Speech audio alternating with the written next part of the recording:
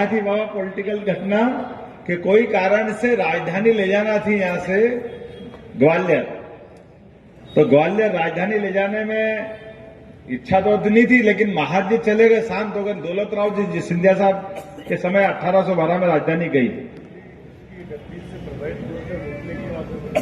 तो उनने क्या समीकरण बनाया, एक तो राजधानी ले गए, दूसरा धीरे से एक मंत्र फूक गया कि भैया यहाँ राजा रात नहीं रहेगा तो परिवार ही नहीं पड़ गया, कोई आएगा ही नहीं दूसरा कब्जा करने के लिए। ये थी उनकी राजनीतिक रणनीति। अब राजनीतिक रणनीति के हिसाब से हमारे भी जाने अनजाने अपन भी कहते राजा रात नहीं देगा, राजा रात नहीं देगा। अरे राजा तो बाबा महाकाल है, हम तो सब बेटे हैं उनके, क्यों रात नहीं देंगे। बाबा महाकाल के बाल बच्चे हम हैं, अगर हम उनके बच्चे हैं तो, और अगर बाप को मारना है तो दुनिया की कौन सी ताकत महाकाल से बाहर है क्या? नगर निगम के बाहर नहीं रहेगी, ये कैसे हो सकता है?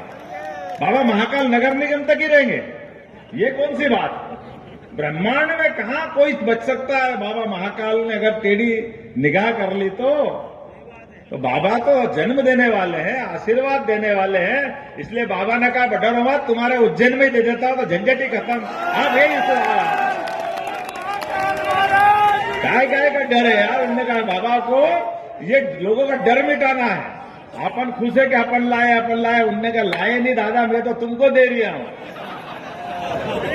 और ये बिल्कुल आनंद की बात है। देखो आप, बहुत अच्छी बात है। अभी बीच में से चिंतामन जी भी कही थी कि मोदी जी ने कहा कि बनारस में संभालता हूं, मोहन जी तुम संभालो उज्जैन, चलने दो हमारा अपना बाबा महाकाल और विश्वनाथ भगवान की। और हमने तो ये सिलसिला चालू रखा है, आज नहीं पिछले 5 साल से हमारी दोनों की बनारस और उज्जैन की एक दोस्ती चल रही है। वो अयोध्या में दीपक का रिकॉर्ड तोड़ते तो हम शिवरात्रि में रिकॉर्ड उज्जैन में तोड़ देते हैं।